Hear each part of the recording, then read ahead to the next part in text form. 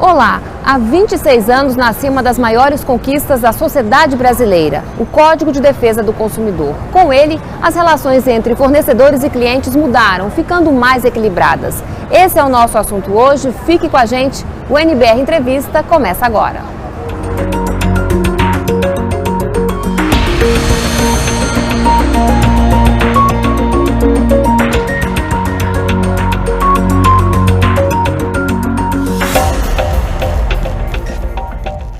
Aqui com a gente, André Santos, diretor do Departamento de Proteção e Defesa do Consumidor do Ministério da Justiça e Cidadania. Olá, muito obrigada pela sua presença. Eu que te agradeço pelo convite, Carla. É um prazer estar aqui falando de um assunto tão importante para todos nós.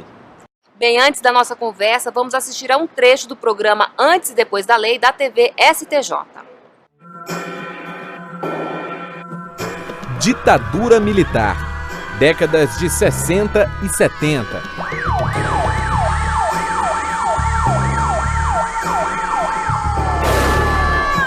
O preço da gasolina estava nas alturas. O litro subiu mais de 5%.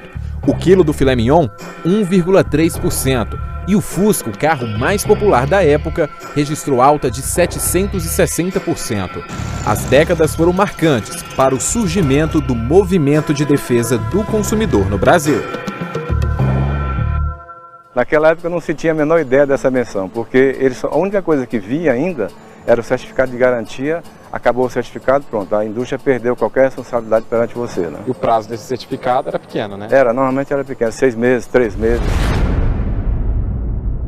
Paulo era um consumidor diferente. Mesmo com o país em crise econômica, ele conseguiu juntar dinheiro e comprar um Fusca. Tá vendo aí? Tirou até uma foto todo feliz com o carro. Mas ao apresentar defeito na parte elétrica, meses depois, o que era satisfação se transformou em decepção. O que ele fez foi direto na concessionária e depois de revisar o carro, afirmou ter solucionado o problema. Depois de 3 tentativas na concessionária, não foi consertado e, coincidentemente, no dia que eu fui buscar, eu constatei que o defeito permanecia, né? E aí eu disse ao vendedor, olha, eu não quero mais esse carro. Ele disse que não podia trocar, eu disse troca porque você me vendeu um produto com defeito, eu não aceito isso. Ele me levou para o gerente, depois de uns 40 minutos de conversa, ele chegou à conclusão de que deveria ficar com o carro. 2 meses depois, Paulo recebeu a ligação do gerente da concessionária, pedindo para ele ir buscar um novo Fusca. Eu não vim aqui comprar um carro com defeito, se tem uma propaganda imensa, vocês não estão justificando a propaganda que vocês estão, né, praticando.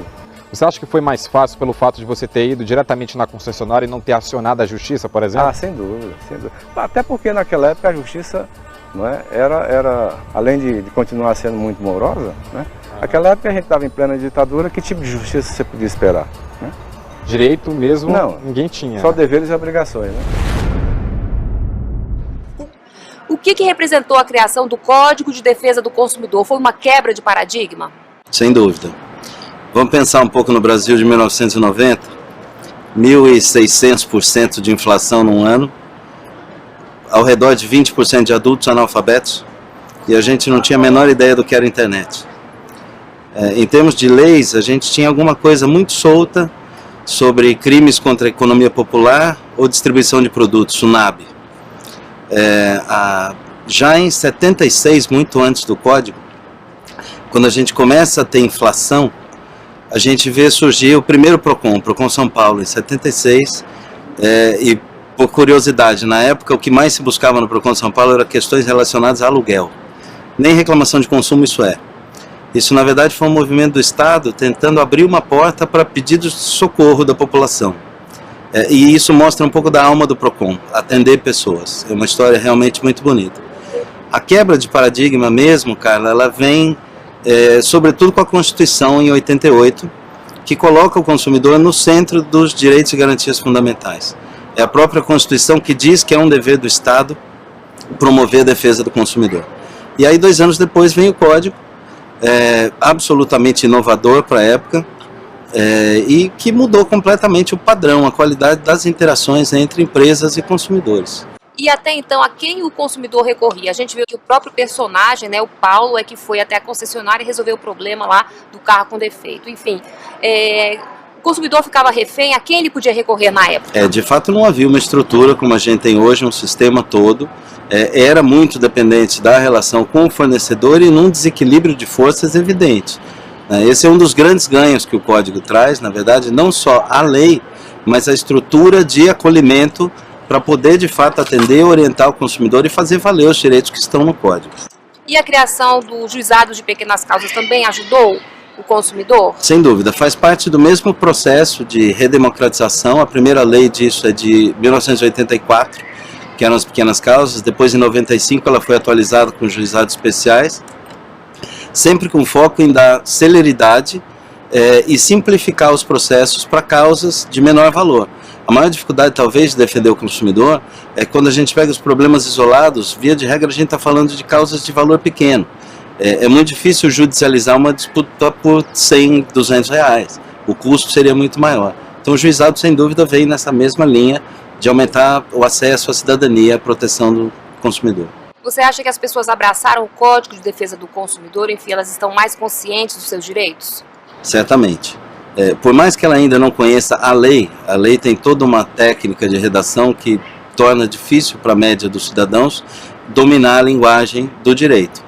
Mas, sem dúvida nenhuma, o consumidor hoje sabe que ele tem que ser respeitado, ele sabe que o que for ofertado tem que ser cumprido. Se o problema tiver defeito no produto, ele vai ter uma rede de assistência, ele vai ter, eventualmente, direito à troca. Então, assim, a postura do consumidor hoje é muito mais segura no relacionamento. Por mais que ele não saiba as minúcias do direito, seguramente ele sabe que ele pode recorrer, no mínimo, aos PROCONs e ter a orientação adequada de como proceder. E o consumidor também está mais exigente, né? Sem dúvida. E mais do que só exigente, hoje ele tem ferramentas para isso. Hoje a internet permite que a satisfação ou insatisfação sejam manifestadas planetariamente em questão de segundos. Isso muda bastante a dinâmica da relação. Bom, o Brasil conta hoje com o Sistema Nacional de Proteção ao Consumidor. Como é que funciona essa rede? Quem é que faz parte? Quem integra o Sistema Nacional de Defesa do Consumidor são os órgãos públicos nos estados e municípios e também entidades civis de defesa do consumidor, além de ministérios públicos, defensorias públicas. É de fato uma grande rede de orientação e cabe a nós, dentro do Ministério da Justiça, articular essa rede. Como toda estrutura organizada na forma de um sistema, precisa haver um trabalho de articulação muito intenso e constante para a gente de fato poder caminhar junto e fazer com que esse sistema ganhe força. E qual é o balanço até agora? Extremamente positivo, extremamente desafiador. Quando a gente fala de consumo, nós estamos falando da sociedade, nós estamos falando do país. Nós estamos falando de dinâmicas, de práticas que nos afetam da hora que a gente levanta à hora que a gente vai deitar. Quando eu acendo o interruptor, eu estou consumindo. Quando eu almoço, eu estou consumindo. É algo absolutamente cotidiano. E o balanço é que esse sistema gera um ambiente de maior respeito e de maior equilíbrio. Bom, essa relação entre fornecedor e cliente é sempre muito delicada. O que é que tem prevalecido? O litígio ou a conciliação? Olha, a gente tem hoje uma das agendas mais importantes de trabalho dentro do Ministério é trabalhar pela desjudicialização de conflitos. A gente tem hoje um número impressionante de cerca de 110 milhões de processos judiciais no Brasil. Isso dá praticamente um processo para cada 2 habitantes. É óbvio que uma sociedade que depende de judicializar tudo tem problemas. Isso é um dos fatores que faz com que a gente trabalhe com tanto afinco em plataformas como o consumidor.gov.br, que é de fato uma nova forma de olhar para isso e de reconstruir relacionamentos de confiança entre as partes da relação de consumo, para não precisar judicializar tudo. É uma mudança de cultura, né? Sem dúvida. Eu diria para você que, além dos índices, os números do .gov são maravilhosos. 80% de resolutividade em média em 7 dias é algo referencial. Agora, mais do que isso, a gente gosta de enfatizar o caráter assim, emancipatório do Gov. É o consumidor falando diretamente com o fornecedor, buscando a autocomposição, buscando a solução, sem precisar de um terceiro que diga quem tem razão ou não. Isso muda a cultura de um país. A gente acredita muito nesse modelo. Tá certo, então daqui a pouco a gente continua, vamos a uma rápida pausa, até já!